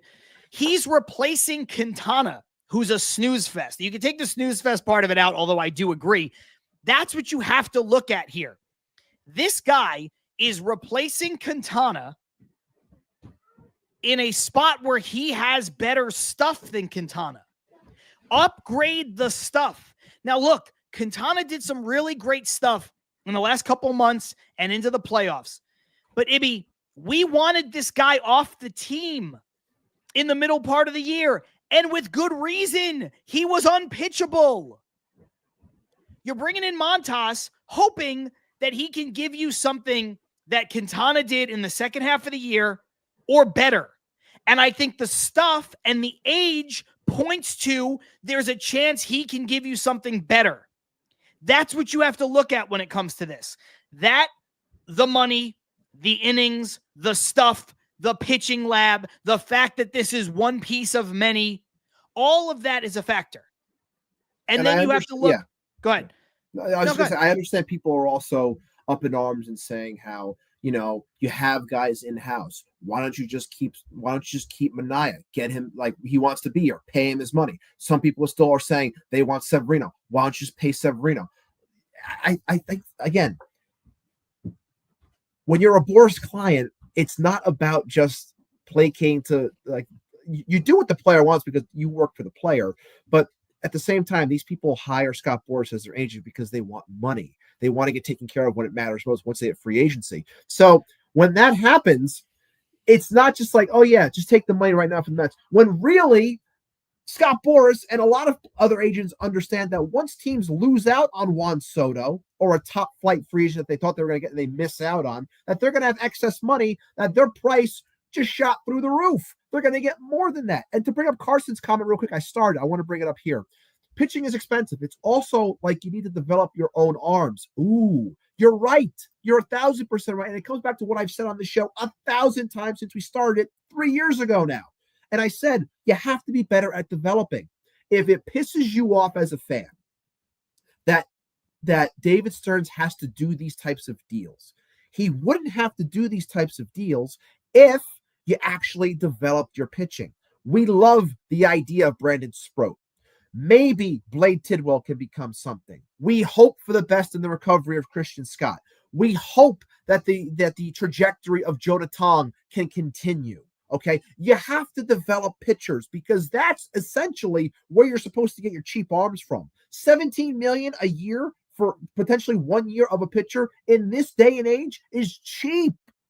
So stop thinking that things are overexpensive or too much. Do I think it's a lot for Montas? Sure, to an extent, but that's the way that this goes. You have to do a better job of developing. That's what this entire thing stems from, all of that. If you can do a better job of developing your own pitchers, you're not going to have to be worrying about bargain hunting and filling out the bottom end, because those guys will be able to take those spots. That's when your money is then used to go get a finishing piece to put at the top. That's the way it's going to go. But David Stearns doesn't want to play that game because he says, at this rate, I'm going to give the money to the hitters and I'm going to develop the pitching. And I agree with him. That's what you should do. People consider all they want and say, oh, I want to give Corbin Burns 8 years. The hell you do. I don't think you really do. You're just saying it because you want something. Okay, They're going to be the same person bitching and moaning when he's not striking anybody out in 3 years. Okay, those are the same people. They just want something to happen. You have to develop. And I said this on Ant's show, and I'll say it here again. It's not so much just a focus on 2025. And that's going to piss people off when they hear that, because you went to the NLCS last year. You think you're going to go back again. You want to win the World Series. I understand that you want to do that. But this is about playing the long game as well and doing things that make sense for this team so you are a consistent winner. You don't want to hear it, but that's the truth, because if you listen to David Stearns, he hasn't lied once, and that's the exact same thing that he has been echoing. I would rather the Mets give, because I'm not doing it. I would rather the Mets give Juan Soto a $1 billion contract than give a 6-year deal or more to Corbin Burns. Do you understand what I'm saying? Like, just from a pitcher perspective versus position player and where you spend the money and who you need to spend the money on. People are worried about the high side of a Juan Soto deal at 26 when the way hitters age, and they're less worried about a 31-year-old starting pitcher who's already showing peripheral signs of decline, and you want to give him a 6, 7, 8-year deal? Why? No. It's the same conversation we had about Yamamoto. You'd rather give Yamamoto at 25 or whatever he was, $300 million than you would give, Blake Snell $200 million. Get the better player. Now, again, I'll reiterate what I said in the first half, at the end of the first half. As a fan, Ibby, pay whoever you want. Pay whoever you want. You want to sign Corbin Burns? Do it. But if Corbin Burns blows up in your face, I don't want to hear that we can't afford to go do something else now and our team has to take a step back. See, if you're going to spend and you're going to spend and you're going to spend and you're going to spend, then you have to spend forever. And you have to spend. My point is this. The Dodgers doubled down. They had already spent a lot of money. When they got Ohtani, they decided we have a 10-year window, essentially, to win as much as we can. Win as much as we can. We'll pay the piper on the back end. Yep. Maybe we're bad for 10 years after that. But you know what? Maybe we win. I don't think it's going to happen. Maybe we win 10 World Series in a row and we become the most prolific dynasty in the history of sports. Maybe. And they're going all in on that because now is the time to spend. Once you sign Ohtani and you add him to Freeman and you add him to Betts, you might as well just keep spending. So if you're the Mets and you sign Soto and then you sign Alonso and then you sign Burns, but Burns doesn't work, well, you better spend to fix Burns. Because now you've put yourself in a window where you need to win over the life of Juan Soto's contract.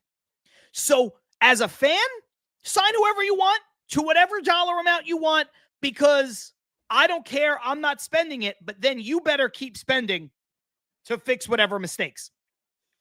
From a tangible team building perspective, as somebody who understands how baseball works, this point from Rosie is spot on. The Mets don't want to invest in long-term deals with high-end pitchers who represent a lot of risk. And Ibby, this is the right move. I saw somebody put in the comments before that you need a ace to win. You don't. You don't really need an ace to win the World Series. Now, look, if you have an ace, can you win the World Series? Can it help you? Certainly. Absolutely it can. But just look at the Dodgers this past year. Their starting pitching was in shambles. They had a great group of position players. They had a really great bullpen. They cobbled together the rest of their rotation with injuries and ineffectiveness and all the stuff that happened. They won a World Series. Ibby, I hate to bring up wounds, but in 2015, who had the better starting pitching, the Mets or the Royals? Mets. Right. Who won the World Series? Did Jacob deGrom and all of his greatness, and I know he wasn't peak deGrom yet, but didn't matter. Right. It was peak Matt Harvey. It's the best Matt Harvey's ever been. Yep. Didn't matter. Syndergaard won the game. That's basically the best. That 15 and 16 is the best Syndergaard's ever been. Didn't matter. Didn't matter. So, and I'm not saying it wouldn't matter if you played those games again. I'm just saying there's more than one way to go about it. That's just two examples. Here's a great one from Corey. How many World Series? Because this goes back to when pitching was the name of the game in the 90s. Everything was geared towards the pitcher. You were getting calls 6 inches off the plate on either direction. How many World Series did the Braves win in the 90s? 1. And I know I've made this comment before on this podcast. I will say it again. The Braves won as many World Series with Jock Peterson, Adam Duvall, and Jorge Soler as they did with Tom Glavine, John Smoltz, and Greg Maddux, 3 of the best starting pitchers to ever live. So it's not necessarily about just having the starting pitching. You need more. And I would argue in today's day and age, you're better off, Ibby, spending the money on the position players, spending the money on the lineup. I think, and I don't know if you have it still pulled up, I would rather the Mets sign not only Soto and Alonso, which I think is critical. I think the Mets need to sign Soto and Alonso. I think that's how they take the next step as a team. I would rather them add to that player pool, position player pool, even if it's a player with warts, then sign a big starting pitcher to go along with it. So in other words, let's say Soto and Alonso is a given, because I think that's important. I would rather them trade for Cody Bellinger. I would rather them bring on, I would rather them bring on a guy that I don't even necessarily love in Willy Adames or Alex Bregman. I would rather them go get another player to add to Soto, to add to Alonso, instead of getting Burns or Fried or any of those guys. Even Snell. And I said I would have done the Snell deal, and I stand by that. The 5-year deal for Snell, to me, was the most palatable. I thought he was the most, that's a length of time I would have swallowed. But I don't know, man. I don't want to go. I don't want to go to 6, 7, 8 years with Corbin Burns. I don't want to give Max Fried 5 years. I don't even want to give I like Sean Manaea, and I would hold my nose and give him 4 years, $80 million. But I'd really like that to be 3 years, 70 instead. Yeah. That'd be a lot better. So, I don't know. I know I've said a lot, but just looking at it in a vacuum, I would rather have, again, acknowledging that we both kind of think that Soto plus is the means that they have to go, is the end that they have to get to as far as an offense is concerned. So let's just say it's Soto and Alonso. I would rather them do Soto and Alonso and then get a player that I don't even necessarily love, like Alex Bregman. I think that's a better way to build the team than it is. And the Bregman deal will be too long. That's why I keep bringing up Bellinger, because his contract makes sense. But like, that to me is a better, more complete team than having a team with Corbin Burns at the top of the rotation. Am I crazy for saying that? No, and I think it's also understanding the window that you work in. And I know that Soto opens up probably a 10-year window for a team, and the Mets are going to be willing to spend anything that they can to win within that given window. So you could still say, well, yeah, at that point, screw it. Like, hey, I'm not going to stop them if they say, oh, we're going to sign, Soto, Alonso, and Burns. Like, I'm not going to stop you I'm not going to complain if you do that. But I think it's also, to Rosie's point, it is risk management and doing the right thing and understanding what is needed. And I do think that a big point for this team is understanding that they have to build and create their own arms, which is why I think they're going to continue to go this route instead.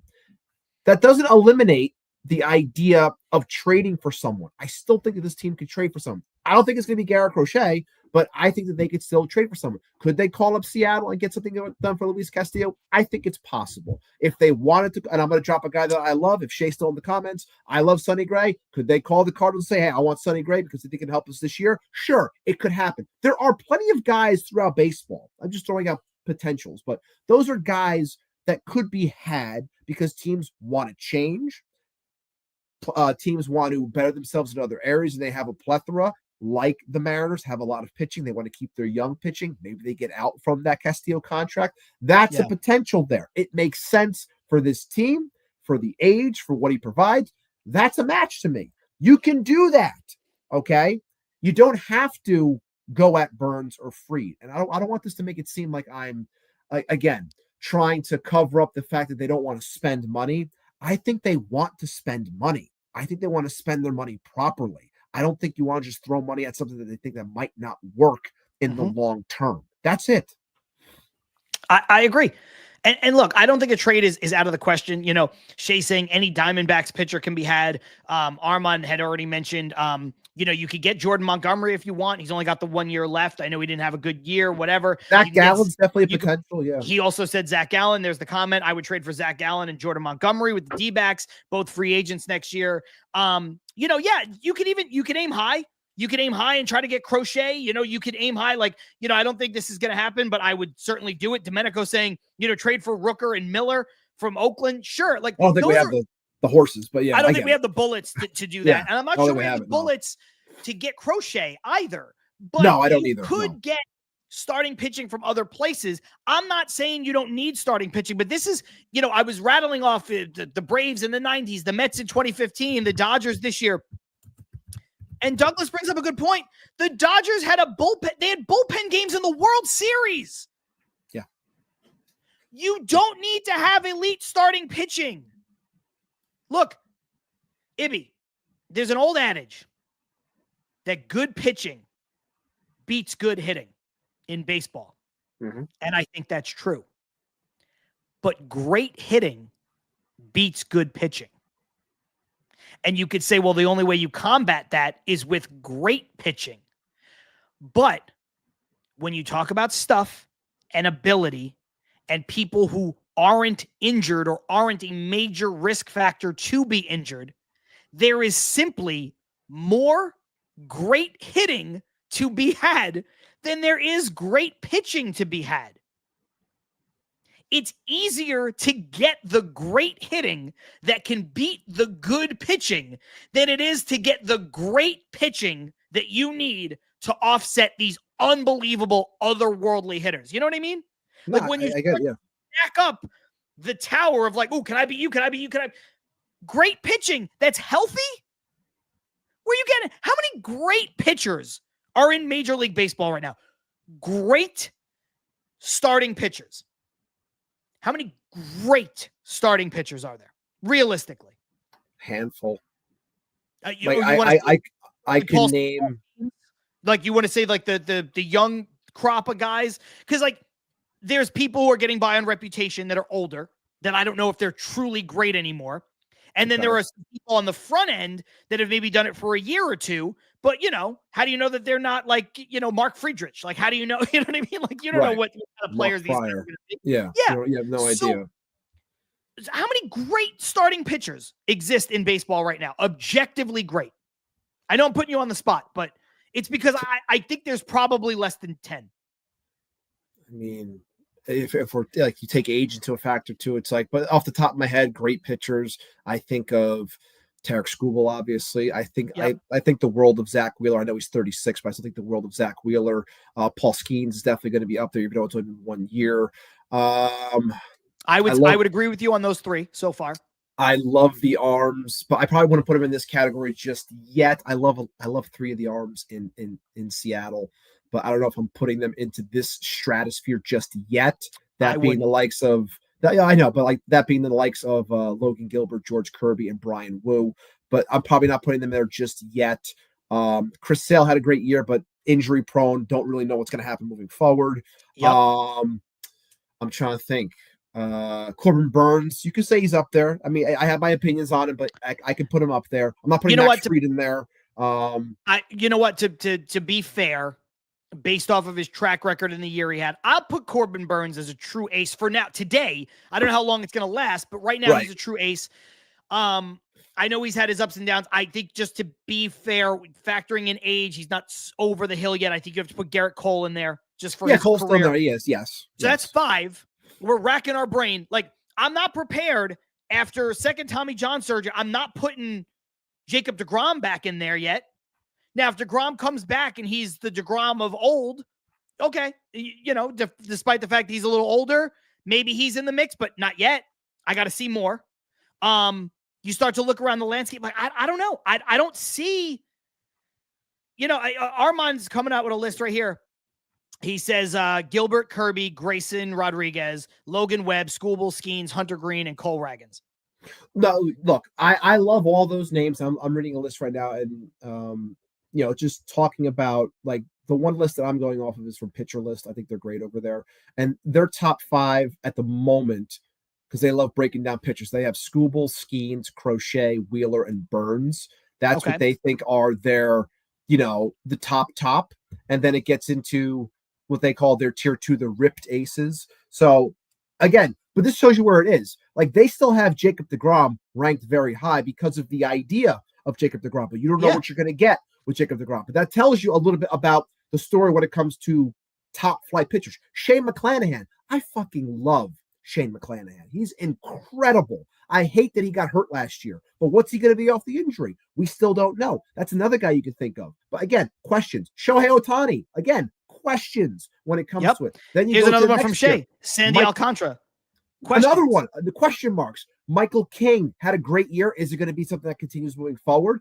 Then they have Logan Gilbert, George Kirby, the guys I mentioned before, Cole Ragans, Yamamoto, Tyler Glasnow. He gets banged up a lot. Roki Sasaki. What's he going to be? Like, these are the names. Then Garrett Cole, Max Fried, Joe Ryan, Bailey Ober, Aaron Nola. It's like, there's a lot of questions. There are.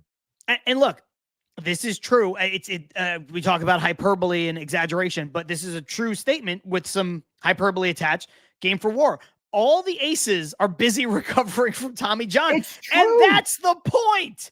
It's so true. Look, it's not a definitive list. There are some that we all agree with. Carson just said Cole, Skubal, Wheeler, Skeens, Burns, Peralta, Webb, Glasnow, and I'm going to put Jake there because I'm a biased shit who will never let him go. All fine, right?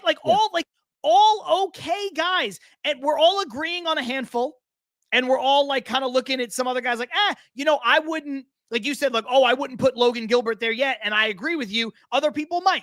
I think the one that you and I missed that a lot of people have said that I would agree with is probably Logan Webb. That's the guy that we missed. Yeah. But the problem is that these guys get hurt often.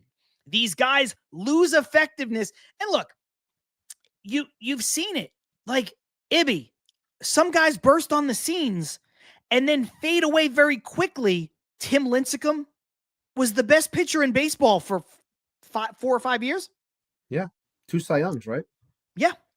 Yeah. How good was Dontrell Willis? I was going to say Dontrell Willis was so much fun to watch. Now, I know those Even two in guys had division, weird deliveries, and it's And hard to repeat. Lincecum was smaller in stature. Yeah. It's tough. Sure. Yeah. But you just don't know. And so I think these are 3 great comments. Domenico says, we got to the championship series without an ace. And he followed it up by saying, the key is to build a shutdown bullpen. And Douglas said, good pitching used to win because good pitching could go 9 innings. We don't live in that world anymore. No, I think that's another factor. You know, people are talking, and I like Blake Snell a lot. I thought he was a good fit for this team. What's the knock on Blake Snell? Walks too many people, doesn't go deep in games. Everybody loves Garrett Crochet's upside. What's the knock on Garrett Crochet? He's never really thrown a lot of innings. He's a converted reliever. He hasn't gone deep into games. So, yeah, top tier ability, but then you got to do it. Or then you do it, and then you have to stay healthy. There's so many things. And I think this is a good one from Carson. If Senga is healthy, you have your ace in your lap for 3 more years. If he wasn't such a health scare, I feel like this wouldn't even be a strong discussion. I think that's true. But again, that adds to the fact that pitchers get hurt. But if Senga's healthy, Senga's an ace. I don't know if he's like best pitcher in baseball ace, but he's an ace. I would say the way I would paint him as an ace is if it is he's the ace of a well-rounded staff. Like no stars, like big time stars, like the top names that we mentioned that we think are the true aces. I think he could be the ace of a well-rounded staff. I don't know if I'm ready to put him on the within even the top. I don't know if I would put him in the top 15. I would feel comfortable probably putting Senga in the top 20 to 25 pitchers in baseball when healthy. I don't know that he would crack the top 15. And that means, Ibby, if you acquire one of those people, they become your ace. And that's why we're having this conversation, right? Of where Senga falls. But yeah, man, I don't know. I just think you got Senga coming back. If another one right here. Spencer Strider, another guy we forgot. Yeah. Another guy. Who? Why did we forget him? Because he's hurt. Because he got hurt. But this is what happens. So look, if the Mets, the point of it is this, we don't have to just keep naming people. Senga comes back and Senga's healthy. He's your number 1. If the Mets agree to terms with Sean Manaea and Sean Manaea is your number 2, okay. Now you've got David Peterson in the mix. They're going to have a 6-man rotation. Mm-hmm. Peterson's going to be in the mix. He deserves that. I don't love him even still, but he deserves it. Montas is obviously going to be there. And it looks like Paul Blackburn's going to have a role. And Buto, who's out of options, by the way. Out of options. So these guys are going to get a shot. And I still believe that they're going to make a trade for someone. Or even the names that are being mentioned that I put on the thumbnail. I think Mike Soroka would be a great addition to this team. Now, I thought it would be for the bullpen, but rumors are coming out saying, again, rumors depending, that people are looking at him to go back into the rotation. I thought he killed it for the Sox last year, the White Sox. I know nobody watched it, but he killed it for the White Sox out of the pen last year. I would gladly take him on this team. Same thing with Clay Holmes. I'll take him. Do the home runs scare me a little bit? Yeah. But if they think that this guy has the talent to be a starter for this team, or a lot of teams think he could be a starter, look, I'll entertain it. I think a lot of people are going to look at what happened with Seth Lugo, and they're going to see these things and say, can we find the next Seth Lugo? Can this guy be this? He started as a starter. Can he end up being something more as a starter in comparison to a reliever? He had success there. Do we try to rediscover that success, or do we put him as a starter and try to maximize him and stretch him out? There are a lot of ways that this entire approach to this pitching staff can go, but I truly believe that they're going to attack offense and they're going to play the upside game with these pitchers on shorter term deals as they are trying to develop the arms that they have down low, who would then turn into their long-term investments as starters because they would have them under control for a longer period of time. That's how you find success. That's how you win. Absolutely agree. And look, you already mentioned the guy. They might have their own next Seth Lugo because it might be Jose Buto. But when you think about Buto and Senga, Blackburn, Montas, Peterson, and if they bring back Manaea, that's already 6 guys. Now, look, some of those guys can go into the bullpen. Buto, Peterson, Blackburn can all go to the bullpen. so you can bring on more guys. You're also going to need more than 6. Most teams use, 10 starters in a season because of, double headers and off days and just, having to get guys extra rest and all the shit that happens in a schedule, injuries. So you're going to need 10 to 12 people that can start games anyway. So I'm not saying they're done and they shouldn't be done, but I think you're right, Ibby. I think there are so many people available via trade or available that are intriguing. Like people are like, I don't want anything to do with Walker Buehler. Why not? Why not? He's not going to cost you. Carson's not a fan. Carson's not a fan. I get it, but it's fine. But I think it's a risk if it's what you want to try and you have something within your math and your lab and you think that it can work. I think that it's going to be done with purpose. I don't think it's just throwing money at a random somebody and say, hey, be what you were 4 years ago. I think it's understanding what the guy is now, and maybe they think he can give more. Maybe, and if that's the case, I'm willing to try it out. Like, is it hilarious that his best start really in the playoffs was against the Mets? Shocker, but it's not something that I'm 100% against. That's why I put him on the thumbnail as well. He's a guy that we could have talked about. But again, if they wanted to give him a 2-year deal, or if he wanted another opt-out type of deal where he gets like $20 million for this first year, and then he wants to opt out because he thinks he can cash in and do something better for a longer-term deal moving forward, that's a possibility. And it's one that I would welcome because, hey, if he opts out, like we said last year with Manaea, if this guy opts out, it means he did a hell of a job for us and it helped us win ball games. That's what I'm about, man. I want this team to win. I want this team to win ball games.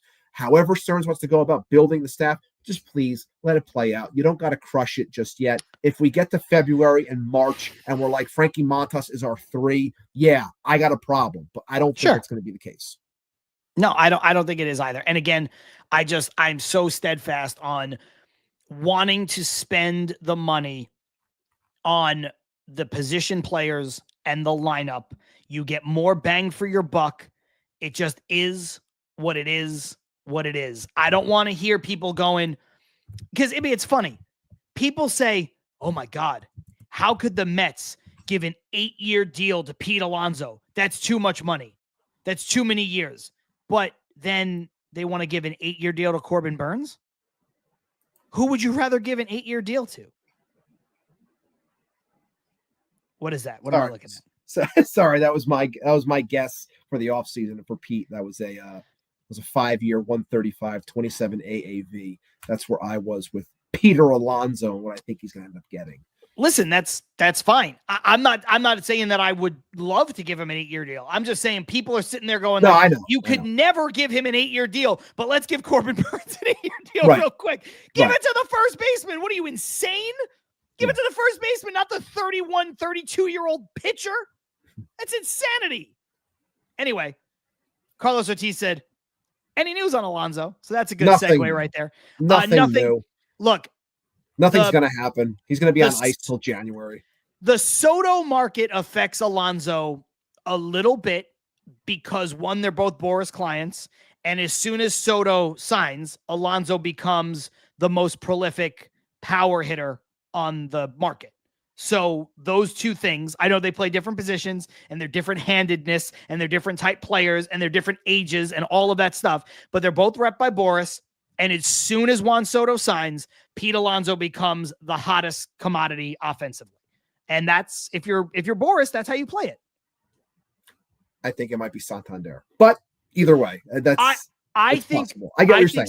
I think Santander's market is more directly affected by Soto because of the position. Mm-hmm.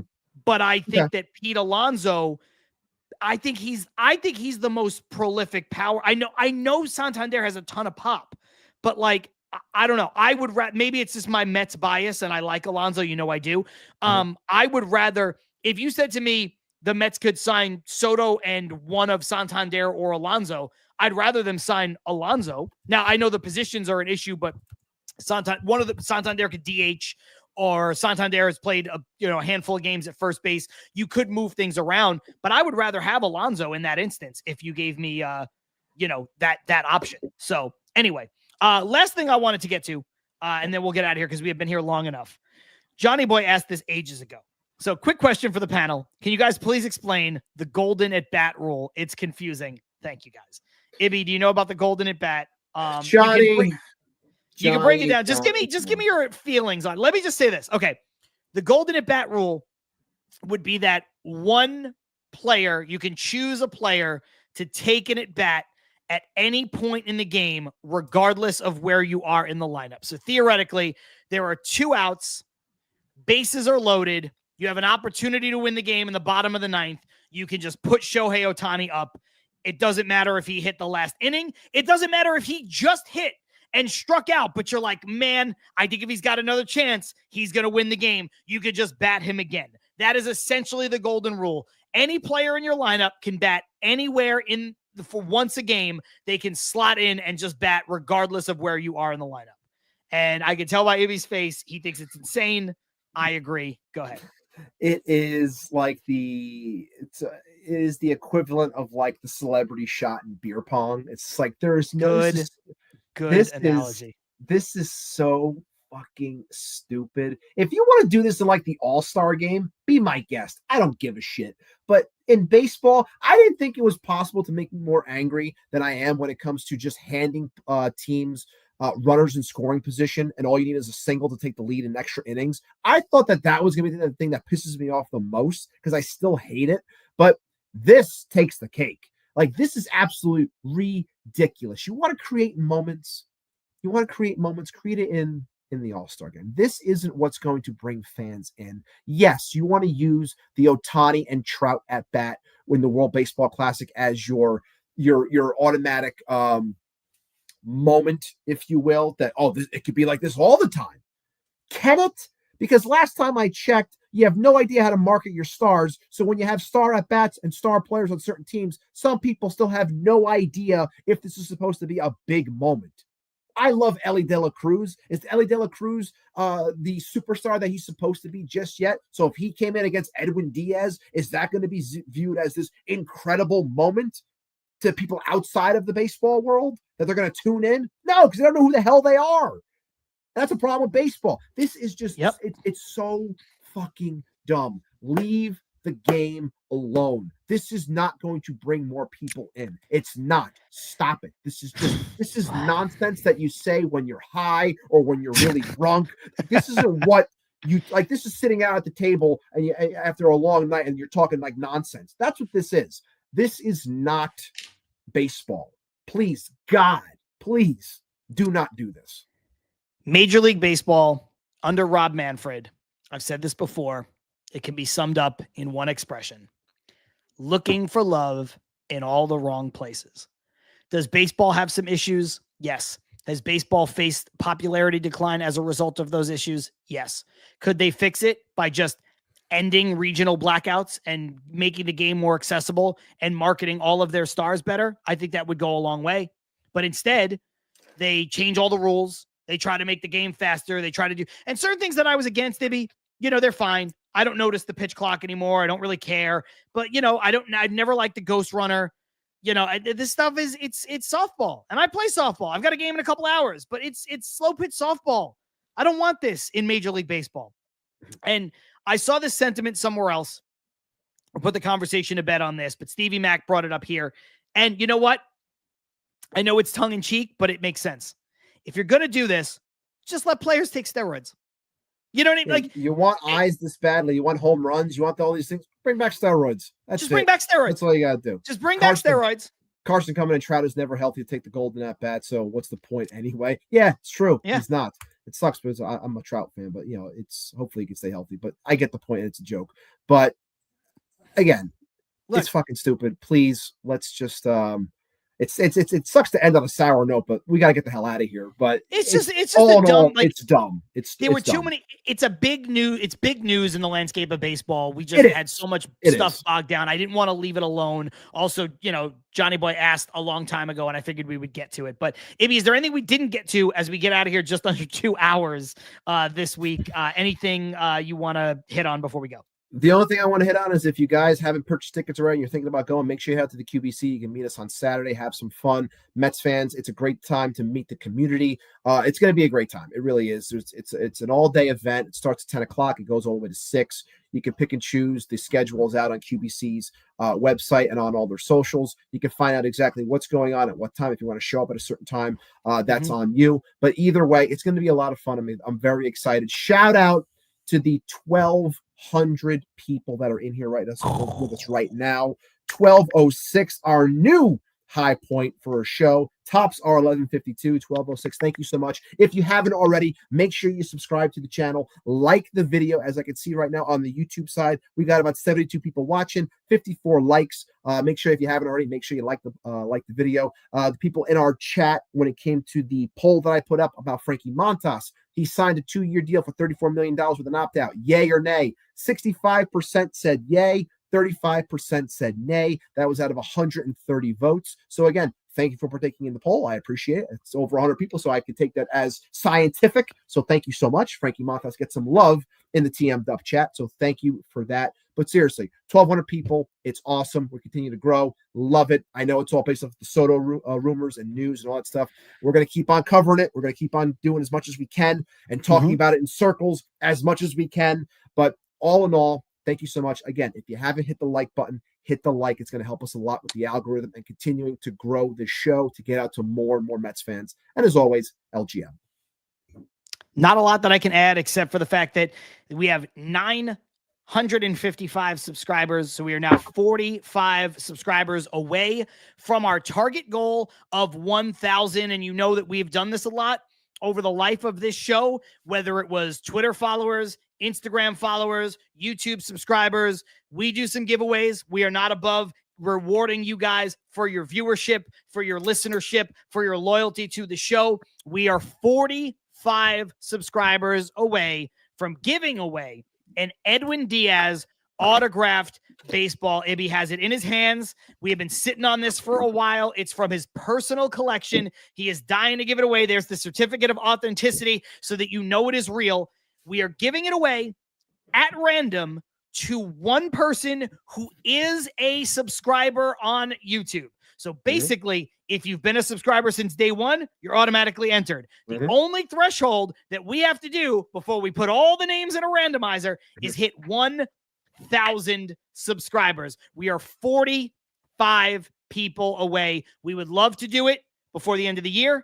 We would love to do it by the holidays. Like I said, it'll make a great gift either for you or if you want to re-gift it to somebody else in your life, that's great too. Once it's out of our hands, it is yours to do whatever you would like with it. But it is our gift to you because like Ibby said, the growth here has been incredible. We work hard to bring you this show, and we appreciate you guys reciprocating that with all the love, all the comments, all the likes, all the retweets, all the shares, all the stuff that you guys do along the way. This has been a busy off season. It's going to continue to be a busy off season. We could not do it without you. I'm John. That's Ibby. This is Til Mets Do Us Part, courtesy of the Brella Sports Network. And we will see you at the Queens Baseball Convention for our next episode this Saturday. We're going to be live and in person. We'll see you then. Peace.